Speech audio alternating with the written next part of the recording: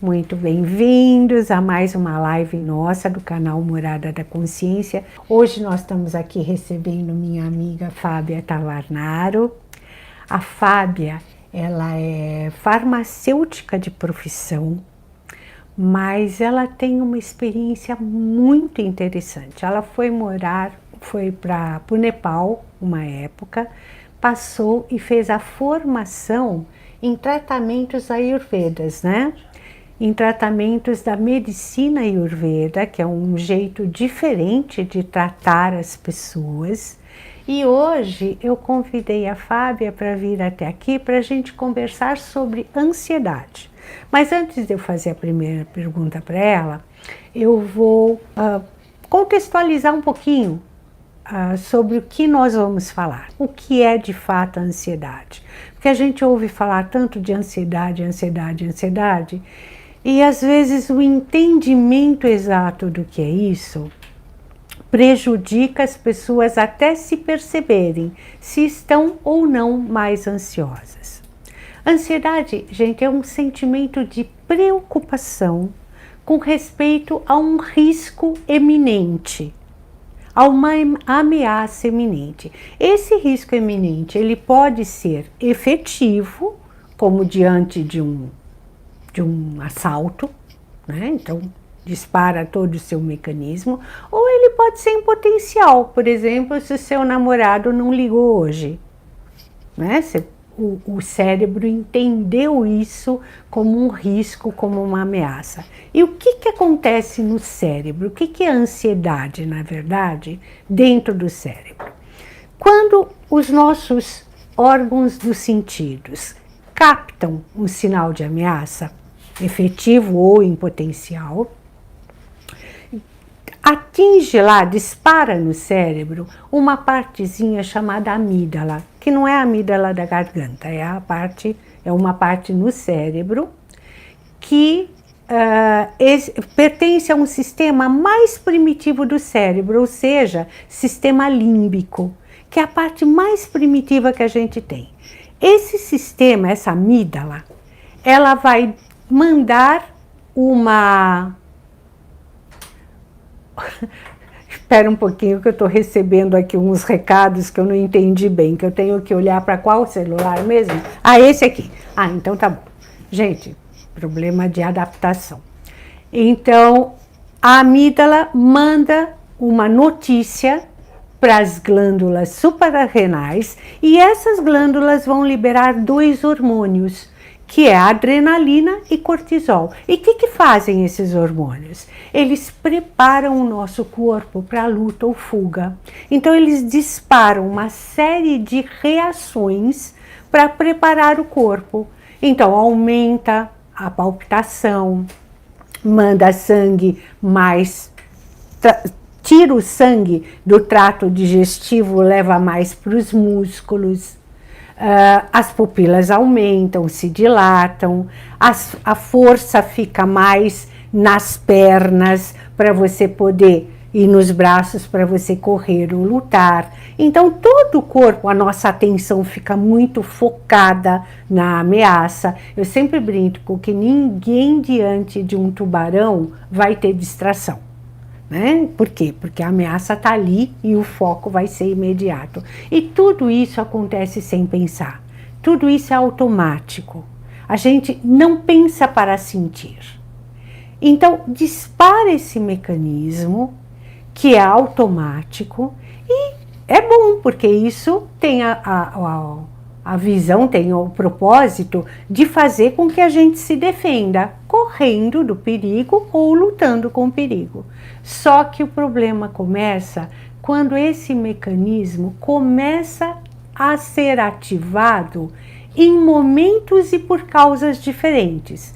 Imagina que a ansiedade funciona assim como um alarme na sua casa. Aí o alarme começa a disparar quando o mosquito voa, quando o gatinho anda, quando a criança joga bolinha. O que aconteceu? O alarme está desregulado. O alarme está respondendo em momentos que não deve. Isto é ansiedade má. Porque a ansiedade, na verdade, todos nós temos. ela, na verdade, ela é um mecanismo de defesa. Ela foi feita para que a gente foque mais, para que a gente planeje as ações, para que a gente amenize riscos futuros. Então, na verdade, é bom.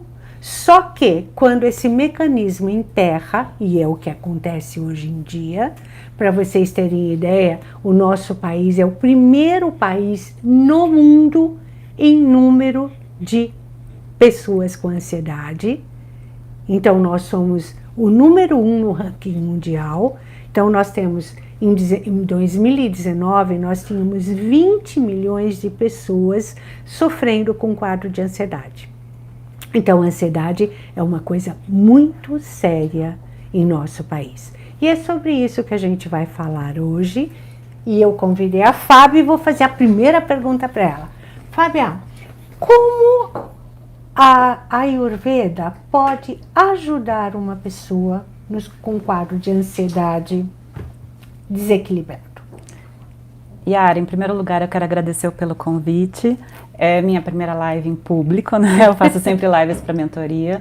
Eu tinha uma resistência aí, né? Porque eu acho que nessa época de pandemia teve tanta live que eu falava, espera um pouco. Aí, quando eu recebi o convite, eu fiquei muito feliz ainda mais pelo tema, né? Porque hoje eu trabalho com mulheres, tanto na minha mentoria em grupo quanto individual, que 9 entre 10 chegam para mim e falam que estão com um quadro de ansiedade muito alto.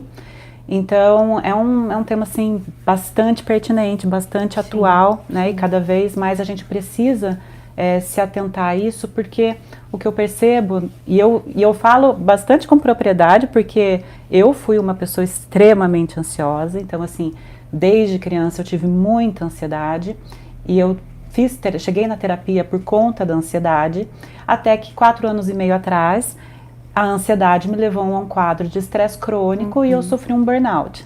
E eu até fiz um vídeo essa semana sobre isso, até porque é um tema que um médico muito importante aqui no nosso país trouxe à tona nessa semana pela Veja São Paulo, que o burnout ele achou que com o burnout ele fosse perder a vida. E então, como eu passei por isso, e isso tudo começou com muita ansiedade, há 4 anos e meio atrás, eu tive esse burnout e aí eu cheguei no Ayurveda. Então, por isso que eu cheguei no Ayurveda. Né? Como farmacêutica, comecei a trabalhar na época também com gastronomia, e aí eu me encontrei muito no Ayurveda, porque a Ayurveda diz que a farmácia está na nossa cozinha, e o Ayurveda tem muito como ajudar nesses quadros de ansiedade, para que a pessoa não vire refém de um tratamento medicamentoso o resto da vida, né? Para que porque o Ayurveda ele vai olhar o indivíduo como um todo. Ayurveda em sânscrito significa Ayu, vida, e Veda, conhecimento. Então Ayurveda é o conhecimento da vida. E aí a pessoa precisa entender que a mente e o corpo eles não estão desconectados em nenhum momento, né? Então, para que a vida exista para o Ayurveda, é preciso a junção de 4 coisas. O corpo, os 5 sentidos, a mente, a cognição, e o que está por trás disso, que é Atma, que pode ser traduzido aí no português, do sânscrito para o português, se traduz como espírito ou alma, mas que na verdade é o observador, é quem está por trás. E aí a gente vai chegar nisso quando a gente falar um pouco de meditação, né? E a ansiedade desequilibra todo esse sistema. Desequilibra tudo isso. E o Ayurveda é o sistema de medicina mais antigo do mundo. Ele nasceu mais ou menos, há controvérsias sobre há quanto tempo ele surgiu, mas a maioria fala que há mais de 4.000 anos, né? E nasceu nos Himalaias.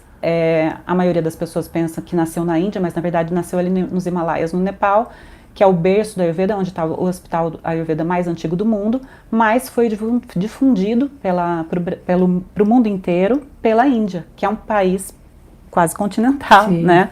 Sim. E lindamente. Então, hoje até os hospitais, os centros mais importantes de Ayurveda estão no sul da Índia, né? Os mais tradicionais. E é um tratamento mesmo para o povo. O povo em geral. Os hospitais lá, assim, usam essa medicina. Os hospitais são Ayurveda, né? Claro, a alopatia lá não é... Então, o Ayurveda, porque existem 6 fases no adoecimento, né? Até a 4ª fase a gente consegue tratar só de forma natural. mas a partir da quinta e da sexta fase a gente tem que, infelizmente, entrar com alopatia.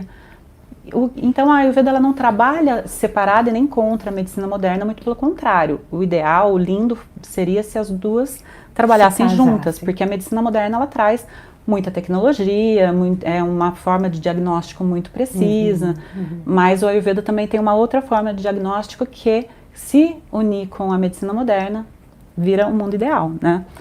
Então, o Ayurveda, ele olha o indivíduo como um todo. E ele é como se fosse aquele médico de família antigo, sim, que não existe mais, quase, sabe, né? Pena. Mas ela olha o indivíduo como um todo e numa consulta de Ayurveda a gente faz um diagnóstico desde analisar a língua, o emocional, o biotipo físico, porque o que vai equilibrar esse indivíduo é o Agni. O Agni, para o Ayurveda, o Agni é o fogo digestivo. É a forma como a gente metaboliza tanto a comida quanto as emoções, porque a gente não digere só comida, a gente digere emoções. E o que vem acontecendo e até crescendo muito a ansiedade é que a gente vem passando, principalmente nos 2 últimos anos, por uma situação muito crítica e que vai naturalmente desequilibrar. Então a gente olha para o indivíduo através dos doshas do corpo, que são Vata, Pitta e Kapha. E a ansiedade ela está muito ligada ao dosha de Vata. Para entender um pouco, né, o Ayurveda nos ensina que a menor partícula do universo, um átomo, é formado por 5 elementos: o ar, o éter, o fogo, a água e a terra. E esses elementos eles são representados por 3 doshas: o dosha de Vata, de Pitta e de Kapha. Vata representa ar e éter. Então Vata é leve, é frio, é seco e é agitado. Né? O Pitta ele representa o fogo e a água. Então ele é quente e é ele que gerencia o nosso Agni, o nosso fogo digestivo, que traz o nosso foco, a nossa inteligência, o nosso centramento, direcionamento na vida.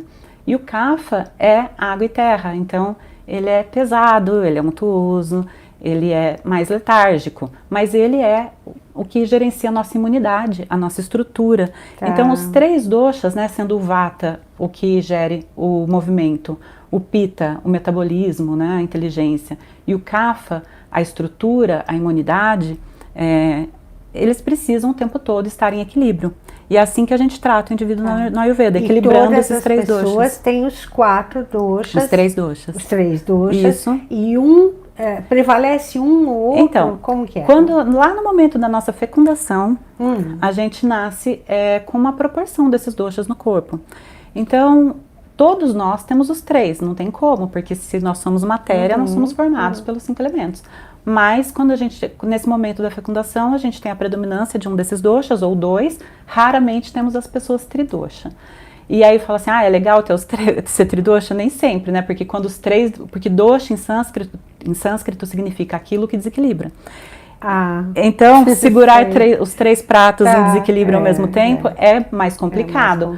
Por quê? Porque a partir do momento que a gente sabe um dosha que a gente tem de natureza e predominante, que é a nossa prakruti, né, em sânscrito, a gente entende mais fácil como que a gente digere os alimentos e como que a gente controla mais as nossas tendências emocionais.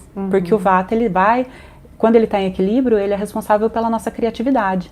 Quando ele entra em desequilíbrio, ele vai trazer essa agitação de pensamentos, inclusive, né? E na mente a gente tem os gunas, rajas e tamas, que depois eu falo, mas que a natureza da mente deveria ficar mais em sáttva, que é o equilíbrio, mas rajas traz essa agitação e tamas traz esse peso. Então, uma coisa vai levar mais ao estresse e à ansiedade, o tamas vai levar mais à melancolia, à depressão. E quando a gente consegue equilibrar os 3 doshas no nosso corpo, através da alimentação do Agni, né? Entendendo aquilo que a gente digere melhor na alimentação. Então vamos supor assim, quando a gente nasce e tem um dosha predominante de Vata, por exemplo, a gente assume basicamente mais as características biológicas desse dosha, de ar e de éter. Então a gente tende a ser como o ar e o éter, mais leve, mais frio, mais seco. Então quando a gente se alimenta, uma pessoa que tem predominância de Vata, ela começa a se alimentar muito e é muito engraçado, né, porque via de regra, tem exceção, mas o nosso dosha predominante, a gente sempre acaba gostando daquilo que ele não pode. Sim, isso que eu ia falar, quer dizer, ele pede aquilo que não poderia. Exatamente, né? E no Ayurveda a gente trata como semelhante, aumenta semelhante, e oposto diminui oposto. Então, se eu tenho dosha de vata predominante, sou leve, seca, fria, áspera, agitada, e eu me alimento de com alimentos crus, que são de difícil digestão, mais pesados, que são de difícil digestão, e me agito muito, vou fazer corrida, viajo muito, né? Porque os doshas, eles não estão só no nosso corpo, eles estão nos horários do dia, nas estações do ano, nas fases da nossa vida. Então, tem os horários do dia que são vata, né?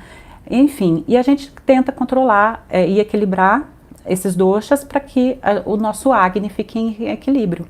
Porque também no nosso corpo, além dos doshas, nosso corpo ele é formado dos 3 doshas, vata, pitta e kapha, que são os 5 elementos, dos 7 tecidos e das nossas excreções. Deixa eu te perguntar uma coisa. Os doshas têm a ver com o tipo de personalidade da pessoa? Ele traz muito, né? Junto com também os gunas da mente, com rajas e tamas, mas tem muito sim, porque, por exemplo, um indivíduo mais vata como eu falei, mais agitado, ele fala muito, ele se movimenta muito, ele é muito criativo, tende a ressecamento por conta desse ar, desse éter, a sentir esse vazio quando ele está em desequilíbrio, uma mente muito agitada. O Pitta, por sua vez, ele é fogo, ele é quente, ele é ácido. Então ele é um indivíduo mais estressado, mais bravo, mais crítico, autocrítico, ele cobra a perfeição dos outros, como ele cobra de si mesmo. Então ele é muito bom em equilíbrio porque ele é a nossa inteligência. Então eu falo que a minha voz chegando até você é vata, você digerindo o que eu estou falando, essas informações é o Pitta. E você guardando na memória é o Kapha. Então, não tem como a gente ter saúde se os 3 doshas não estão equilibrados. E me diga o seguinte, a ansiedade é o desequilíbrio dos 3 ou de algum dosha mais? Geralmente, a que traz mais essa ansiedade é o desequilíbrio do vata. Do vata. Por conta dessa agitação do corpo e da mente. Mas o que a gente tem que entender no frigir dos ovos é que a gente precisa, para ter equilíbrio, estar com o nosso Agni em dia, que é o nosso fogo digestivo, que é quem vai digerir toda essa comida, essas emoções, para que a gente não acabe formando toxinas no nosso corpo e comece a obstruir os canais que a gente tem no corpo. Porque, como eu estava falando, nosso corpo ele é formado de 3 doshas, dos 7 tecidos e das nossas excreções, que são os malás, fezes, urina e suor. E para a gente conseguir absorver tudo bem e levar esses nutrientes para o nosso corpo e para os nossos 7 tecidos, a gente precisa estar com esses canais desobstruídos. E um dos canais, dos 16 canais que a gente tem no corpo, o maior deles é o nosso tubo digestivo, e um deles, e talvez o mais importante, é o canal da mente, que liga mente e corpo. Mas, Fábia, vamos retomar no assunto específico da ansiedade, que eu acho que é o nosso propósito hoje. Como eu estava dizendo, a ansiedade libera hormônios que provocam reações fisiológicas, e uma das reações, inclusive, é paralisação de intestino. Sim. Não é? É paralisação, é dificuldade digestória. Sim, porque o vata, a sede do vata é o intestino grosso, que também é a sede do medo, que está ligado com a ansiedade. Né? Então, esses canais estando obstruídos, a gente não consegue, por exemplo, eliminar, a gente trava. Vamos levar um pouco mais de conceitos. E agrava o medo. Um pouco mais isso. E agrava o medo. De conceitos mais práticos. Sim. Para a gente tentar ajudar mesmo as pessoas hoje.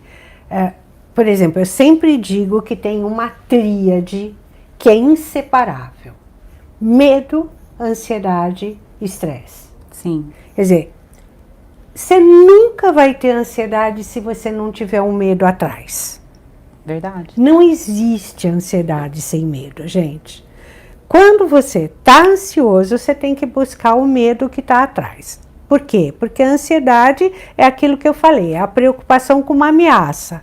E se eu tenho uma ameaça, eu tenho medo, não é? Então, medo está atrás da ansiedade, e esses dois, ela desencadeia, o medo desencadeia a ansiedade, que a ansiedade contínua vai gerar o estresse, que vai dar no burnout, Sim. né? Todas essas coisas. Exatamente. Esse médico, por exemplo, que a gente estava falando, uma pessoa que tinha uma vida muito intensa e que realmente, né, passou por dificuldades, acho que estava na revista mesmo, de Covid e tudo mais. Então, quer dizer, o burnout é uma consequência de um medo que gerou ansiedade, que gerou essa ansiedade persistente, gerou estresse. Vamos falar como que a pessoa poderia começar a perceber antes de chegar nesse caminho? Sim. Ela precisa começar lá quando eu falei das 4 coisas que quando a vida acontece, né? Do corpo, dos 5 sentidos, da mente e do observador. Então, pra gente, eu estou explicando tudo isso para chegar num ponto de que a mente e o corpo, eles não se separam em nenhum momento. Né? E muitas vezes as pessoas, elas têm ansiedade porque elas começam a ter problemas físicos que afetam a mente, ou ao inverso, elas começam a ter problemas mentais que vão afetar o corpo. Tá? Então, para controlar essa ansiedade, precisa dessa presença. Tanto que, como eu falei, que na mentoria, ou mesmo na mentoria individual, 9 entre 10, meu público majoritariamente são mulheres, mas eu atendo também homens, e 9 entre 10, para não falar mais que 9, vem com essa questão da ansiedade e do estresse. Tá? E a ansiedade gera compulsões, né? Gera compulsões. Então, o que acontece? Quando a pessoa está ansiosa, ela acaba comendo pela fome emocional e não pela fome real. Exatamente. Só que para você entender como você tem fome real e como você está com a fome emocional, você precisa estar com o seu corpo físico equilibrado para que você esteja nutrido. Porque a desnutrição no canal, por exemplo, da mente e corpo, ela vai agravar e um dos sintomas é a ansiedade. Entendeu? Então, o que acontece? Quando a pessoa ela começa a comer e começa a não digerir isso, quando ela começa a não digerir as emoções. E emoções é aquilo que a gente vê, que hoje a gente vê muito horror por aí, é o que a gente ouve muito. Né? São mulheres que como eu passei pelo burnout lá atrás e eu venho ajudando porque querem dar conta de tudo e a mente ela só dá conta de uma coisa. Então a mulher ela se acha poderosa, Mulher Maravilha, por ser multitask, mas na verdade a nossa mente ela só faz uma coisa de cada vez. E tem uma coisa, né, que eu fico sempre pensando, Fábia, eu acho que a ansiedade aumentou sim, né, porque eu gosto muito de estudar história, né? Então quando você lê mais profundamente sobre história, você vê que os quadros de ansiedade na história, não é que eles não existiam, mas eles existiam bem menos. E aí você começa a fazer uma relação com o que era o contexto que as pessoas viviam. Antes, por exemplo, do mundo digital, as coisas eram muito mais lentas. Eu ia chegar lá. Não é? As necessidades eram muito menores. Hoje a grama do vizinho era menos verdinha, existia menos perfeição, né? de se exigir tanto. As coisas eram mais prontas na sociedade, quer dizer, você vinha de uma família, você já sabia mais ou menos qual era o seu plano de vida. Você não tinha tanta liberdade, mas você também não tinha tantas escolhas para fazer. Exatamente. Então, a gente tinha um ócio muito bom, né? A gente sim, né? Nossos ancestrais. Quer dizer, com a chegada do mundo da industrialização, do consumo, do aumento do consumo, tudo isso, criaram-se necessidades psicológicas, inclusive, muito além do que se tinha. E isso vai gerando essa coisa assim, eu estou sempre em risco de ficar devendo. Sim. De não alcançar. E as redes sociais, elas trazem pra gente um mundo muito irreal, né? Porque, falando lá da psique no Ayurveda, que a gente fala de Buddhi, que é a consciência, de Ahankara, que é o ego, e de Manas, que é o inconsciente, a gente fica desejando, né? Esse ego, ele acaba se sobrepondo, e o inconsciente também, sobre a consciência do que é real e do que é irreal, pelo tanto de informações que a gente recebe. Exato. E talvez no Brasil a gente tenha um agravante nesse quadro de ansiedade, principalmente mulheres, por quê? Porque é um país da cirurgia estética, dos corpos perfeitos, né? Primeiro país, dos corpos perfeitos. Então a mulher, principalmente, ela fica querendo se comparar o tempo todo com a blogueira da rede social, e com a vida perfeita, com a casa linda, com o look do dia, e tendo que tratar o filho, gerenciar a casa, cuidar do marido, ou da esposa, da companheira, enfim. É muita coisa, e a gente não é multitask. A nossa mente, de novo, ela faz uma coisa por vez. E essa agitação, né, a vida mudou, mas o cérebro não mudou. Não mudou, nem o corpo. Não é? Então, nós estamos em descompasso, quer dizer, as necessidades e o ritmo que foi criado aqui, nós não tivemos uma mutação no nosso cérebro e no funcionamento do nosso corpo que acompanhe isso aqui. Então, criou-se uma necessidade de multitarefas, mas nós não somos preparados para multitarefas. Não somos, e também não digerimos essas multitarefas. Então, quando eu começo a mentoria, eu falo para elas, eu falo assim, olha, mais do que a Ayurveda, mais do que qualquer coisa, se eu conseguir fazer com que você saia dessa mentoria tendo presença, eu vou estar realizada.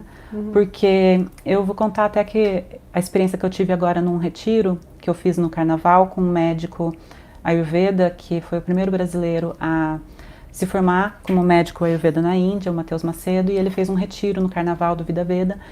E a gente fazia todos os dias a meditação pela manhã, e depois a gente à noite tinha a roda para conversar de satsang, né? Sobre o dia e tudo mais. A gente tinha yoga, uma alimentação vegana e tal. E num desses dias me tocou demais uma frase que ele disse, que é: o silêncio é a base de toda cura. Então a gente volta de novo lá no observador, tá? E isso me tocou demais porque, contando da minha experiência de novo, né, de ter sido uma pessoa extremamente ansiosa a ponto de desencadear num burnout há 4 anos e meio atrás, de eu chegar no Ayurveda, e a base da minha cura, junto com a terapia, junto com a alimentação na Ayurveda, tudo, foi o silêncio. Foi através do silêncio e da meditação que eu consegui reconectar meu corpo com a mente junto com a yoga, que é a ciência irmã do Ayurveda. As duas, elas andam de mãos dadas, né? Porque uma cuida do corpo, a outra vai cuidar da mente, do equilíbrio, junto com a meditação. E os pranayamas, né? As técnicas de respiração para controle da ansiedade. Fundamental, acho que uma coisa fundamental da gente parar um pouquinho para esclarecer.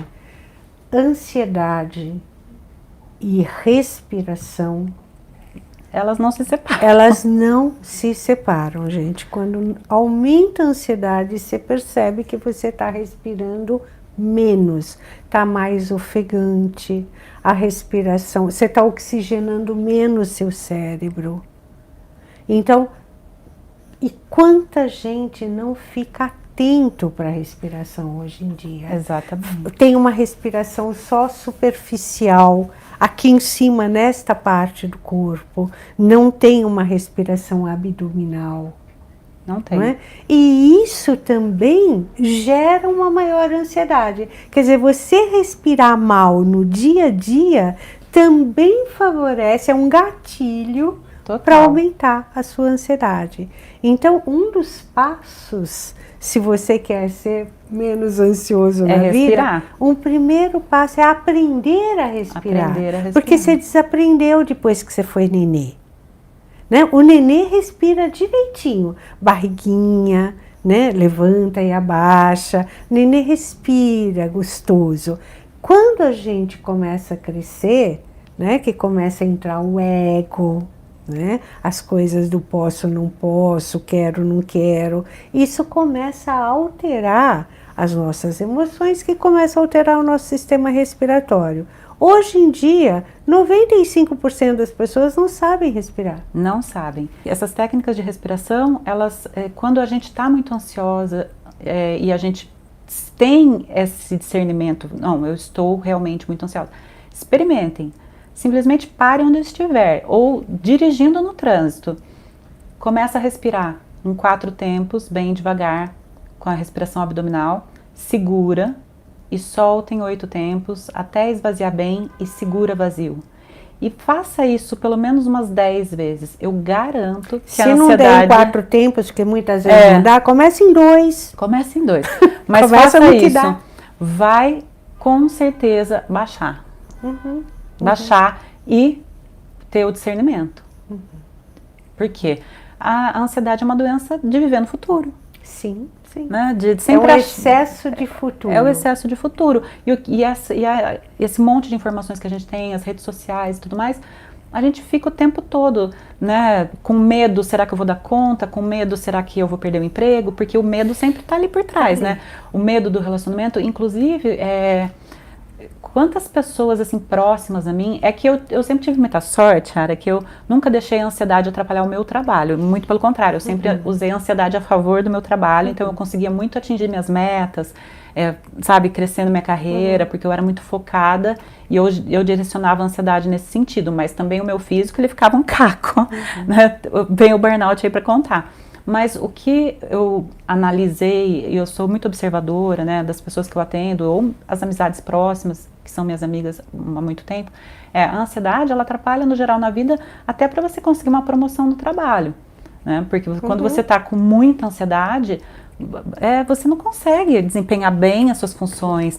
Eu que trabalhei na área comercial 25 anos... Até porque a sua cognição fica comprometida. Você começa a ter um monte de pensamentos negativos. Você vê possibilidade de fracasso em tudo, de não dar certo. Você tem um pensamento muito veloz. Então, você não consegue, porque... Para você ter boas ideias, você precisa ter concentração e atenção. A ansiedade mexe com isso. Então, óbvio que a tua produtividade fica contaminada. Em todos os sentidos, né? Eu vou dar um exemplo, por exemplo, do que eu tive muita experiência na área comercial. Tinha vendedores que performavam muito bem e eu tinha vendedores que não performavam. E eu trabalhei com vendas a vida inteira. A ponto de, quando você senta na frente de um cliente, se você transpira ansiedade, o cliente vai espanar, vai sair correndo. Você não vai... Ele vai achar que você está no desespero, que aquilo não é bom, nem bom que você está vendendo, porque, né, você está querendo empurrar ali na ansiedade. Então, tinha pessoas extremamente capazes na empresa, e que a gente tinha vontade de promover e não podia promover pelo emocional da pessoa. Outro exemplo é nos relacionamentos. Por que que tenho amigas que nunca conseguem namorar, né? E aí fala assim, nossa, Fábia, você já separou, namorou, namorou. Mas assim, quando você leva essa ansiedade num relacionamento, a pessoa do outro lado, ela espana. Pois é, porque... Você põe os pés entre as mãos. Vou falar um pouco dos sintomas mentais da ansiedade, que no relacionamento ele pega, né? Pessoa ansiosa é mais irritada, é mais tensa, cobra muito, sufoca, exige muito, não é? Então ninguém aguenta, tem mais medo. Como se o como se o outro tivesse que ter o mesmo ritmo que você, né? Você tá ansioso e quer deixar o outro ansioso, quer que o outro responda. Você fica naquele sentimento de apreensão que você vai perder ou tem uma possibilidade de perder o outro a qualquer momento. Então você fica muito mais controladora, você fica muito mais exigente, você cobra muito, você fica tensa, você se irrita com qualquer coisa. Então, óbvio que o relacionamento fica muito ruim. Para a gente ter uma vida plena, a gente precisa ter alimentação, sono, não tem como ter saúde sem sono. Aliás, uma das coisas... E tem insônia da ansiedade, tá? Que eu vou chegar lá. Tem insônia da ansiedade. Tem insônia da ansiedade do Vata e tem insônia do Pitta. As pessoas hoje que dormem muito mal, porque dormem com esse celular aqui, ó. Exatamente. Então, a contaminação do sono tá muito comum e as pessoas não se dão conta. Ontem eu estava vendo, inclusive, uma reportagem que uma pesquisa, um estudo científico muito bem feito comprovou que não é a ausência, as noites mal dormidas, ou seja, dormir menos, as pessoas estão dormindo cerca de 4 horas por noite, né?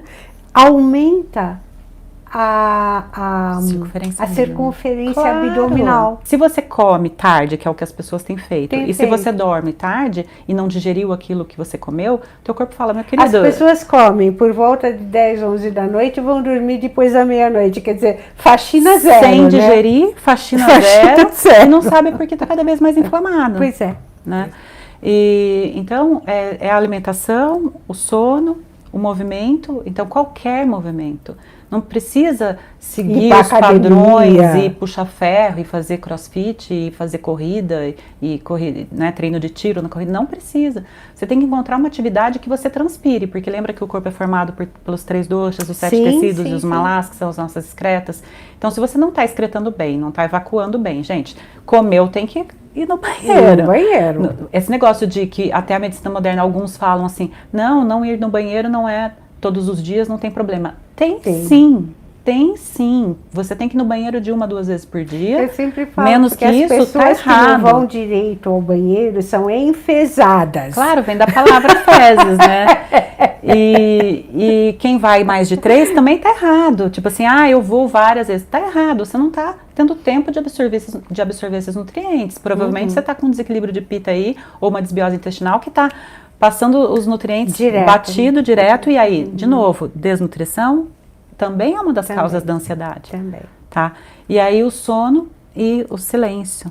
De novo, o silêncio, que pode ser a sua oração, sua meditação lá, que não seja às 5:30 da manhã, mas lembrando dos horários dosha do dia, dos doshas nos horários do dia, das 6 da manhã às 10 da manhã é o horário kapha. Então é um horário que é muito importante que a gente coloca para dentro ao acordar. Até porque você vai editar o que você faz de manhã o resto do seu dia, né? Mentalizar seu dia. O que você vai comer de manhã? Que você vai vai te deixar mais agitado? Tá. Vai acordar em jejum e vai mandar um café para dentro? Tem muita gente que não come de manhã, não, que só toma um não cafezinho. come, toma um café preto desse tamanho e vai treinar, fazer crossfit, vai fazer corrida. Então, Boa assim, receita para ficar doente, né? Então, o sono é importante porque o pita, ele tá lá fazendo a faxina das 10 da noite às 2 da manhã. Às 10 da noite é o primeiro pulso de melatonina, depois vem meia-noite, 2 da manhã. Então, a maioria dos hormônios ali estão sendo produzidos durante a noite. Às 2 da manhã começa a produção de cortisol, às 6 a gente está no pico do cortisol, então acordar às 6 da manhã é bom, por quê? Porque você está ali no pico do cortisol e no horário vata, que é o horário do movimento. Entra no horário kapha, das 6 às 10, pode reparar. Passou das 8 da manhã, você quer colar na cama e não quer levantar mais. Porque é o horário kapha do dia. Da manhã, né? Depois tem o horário kapha das 6 da tarde às 10 da noite, que também é o horário que 7 da noite você quer grudar no sofá e 10 da noite você acende, porque é o horário pita, é o horário do metabolismo. E o que acontece? As pessoas não têm dormido, acha que cortar glúten e lactose... Glúten, gente, é coisa da indústria, né, alimentícia e medicamentosa, da indústria farmacêutica. Por quê? Ela movimenta bilhões no mundo, então tudo é gluten free, só que 2% da população mundial sofre de doença celíaca ou intolerância a glúten. O que a gente tem que entender é agrotóxico, essa intolerância, essa alergia alimentar, que inclusive pode se dar... fast food, comer rápido, comer mal... comer ansioso, comer com pressa, comer pensando em milhões de problemas. E mais, Yara, comer na frente do computador em reunião. O mesmo fogo digestivo que digere a comida é o que digere as informações. Né? Comer na frente de qualquer tela. É o mesmo fogo digestivo, gente, da comida, da mente, do fogo pela vida, da libido, né, da paixão pela vida. É o Agni que eu falei lá no começo. Então, assim, tudo tem uma conexão. Tudo tem uma conexão para você se equilibrar. Então não adianta você ficar aí. Estilo de vida. Hoje em dia é muito low carb, né? A low carb virou regra. E precisa eu fiz low carb por muitos anos. Gente, o carboidrato é o que traz o sabor doce. É energia também para a comida. O jejum intermitente que está tão na moda. Então, o jejum, por exemplo, para um vata, quem está em desequilíbrio, ele é muito ruim. Ele é muito ruim, porque ele passa o período da manhã, que é das 6 da manhã às 10 da manhã ali, que é o horário de nutrição, para um vata em desequilíbrio, para um kapha, por exemplo, pode não ser ruim, porque o kapha, ele tem já muita nutrição, o kaphinha, coitado, eu sei como é, de respirar engorda. Então, o Vata passar muitas horas sem se alimentar, ele já tem uma tendência ao ressecamento. Aí ele acorda, toma um café, vai correr. Imagina, você está no pico do cortisol e o Pitta também, né? Então a gente trabalha também com 6 sabores na alimentação, que 3 sabores geralmente agravam um dosha, 3 pacificam um dosha, para a gente conseguir sempre manter em equilíbrio, perceber o que está em desequilíbrio. Eu vou comer menos alimento amargo, que vai ressecar mais. Já um Pitta, ele precisa mais dos alimentos amargos, porque ele é fogo, ele é quente, ele é inflamado. Interessante. Então ele tem que resfriar. Eu sei, porque eu sou outra cliente também, que eu sou mais Pitta, né? Que o meu Pitta é mais, é o meu dosha. E interessante porque eu adoro alimentos amargos. Que bom. Adoro. Que bom, porque... E meu corpo pede alimento amargo. Aí que tá, Yara. Quando a gente... Porque você é uma pessoa muito observadora, você medita há muitos anos, você é yogi, né? Então, assim, você consegue ouvir o seu corpo, mas o que acontece, até pela ansiedade, a maioria das pessoas não ouve o corpo. Então, o corpo, quando ele tá gritando lá à noite pelo sabor doce, na verdade, é porque tá faltando sabor doce no seu corpo. E não é do açúcar, é das raízes, é do carboidrato. Então, você vai realmente... E aí, você vai comer o quê? Um chocolate. Aí você vai comer uma pizza, aí você vai comer um pão e falar assim, eu mereço hoje. Eu mereço isso. Né? Mas você merece ser feliz. Mais aquele... Aí a circunferência maior. Aí nós mulheres, né, quando eu engordei 16 quilos nessa época do burnout no mundo corporativo, e aí os médicos falavam, não, é porque depois dos 40 realmente perdeu. Eu brinco que ninguém precisa ficar Bob Esponja calça quadrada, porque acha que passou dos 40 e vai ser assim, estou condenada. Não, o que está deixando essa circunferência abdominal em risco, inclusive de doenças importantes, é realmente não está conectado o corpo e a mente, não ouvir o que o corpo está pedindo, né? Tentar seguir a regra de todo mundo, então assim, é jejum, é low carb, tudo que são, quando bem prescritos por um profissional que vai colocar isso por um tempo, por algum motivo, e não levar isso para a vida toda, porque a falta de carboidrato do sabor doce não forma tecidos bons. Então, lembra dos 7 tecidos? Tudo que a gente come, o que a gente absorve, esses nutrientes que a gente absorve, o primeiro tecido a ser formado é o plasma. O plasma, ele ajuda a nutrir o sangue e os músculos o tecido gorduroso, o tecido gorduroso, o ósseo, vem o nervoso e o reprodutivo. Por que tantas mulheres hoje estão com problemas no sistema reprodutivo, não estão conseguindo engravidar, tendo endometriose, tendo vários problemas ginecológicos, porque não está conseguindo levar esses nutrientes para os 7 tecidos. E o tecido reprodutivo é o último. Então, para você ter uma ideia, quando a gente come a banana, que eu sempre brinco, e a banana vira você, o alimento ele é heterólogo. Quando você come e processa e tem um Agni bom, ele é homólogo. Quando você absorve todos esses nutrientes e leva até o último tecido, você tem Ojas, que é vitalidade, que é imunidade. E aí você tem mais equilíbrio. Mas é importante que, se eu puder deixar aqui uma coisa dessa live, é a presença. É a presença para ouvir o seu corpo, entender o que ele está pedindo, o que ele está precisando. Até porque quando a gente lembra da visão em túnel que a gente conversou esses dias? Sim. Quando a gente se desconecta corpo e mente, quando a gente fica nesse estresse crônico, nessa ansiedade, a gente não consegue enxergar as possibilidades. E a gente, e até o Agni bom, quando você resolve um problema, a preocupação, o que é? Você não está conseguindo digerir o problema. Quando você consegue digerir o problema, você está com o Agni bom, você encontra a solução. Então, para você encontrar essa solução e te tirar dessa situação, primeiro, procura ajuda. Hoje a gente tem muitas possibilidades, inclusive muita informação gratuita. As redes sociais usem para este fim e não para ficar vendo a dancinha do TikTok. Use para esse fim.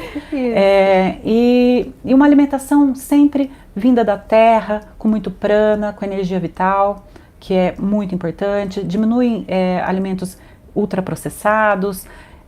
Diminui bastante o café, a bebidinha do demônio, como esse médico lá do Retiro falava, né?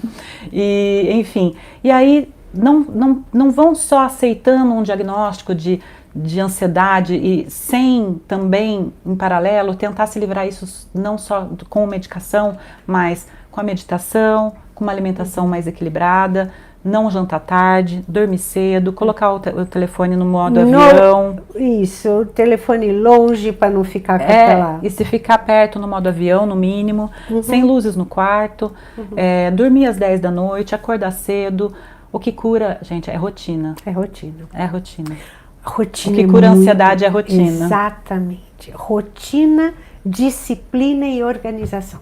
Porque assim Isso você vai ter o teu cura a discernimento em equilíbrio. Exato, exato. Flávia, quero agradecer muito Eu que a você. agradeço. Foi Namastê. uma delícia. Foi uma delícia de namastê. papo. Que a gente possa ter muitos que outros. a gente possa ter outros. Porque os distúrbios de humor hoje acabam com a vida da pessoa, né? E eu acho que esse bate-papo ajuda muita gente. Né? Muita gente para começar a perceber a importância de se conectar, a importância de estar presente em si. Porque hoje, gente, o corpo está fazendo uma coisa, a mente está em outro lugar e os sentimentos estão em outro.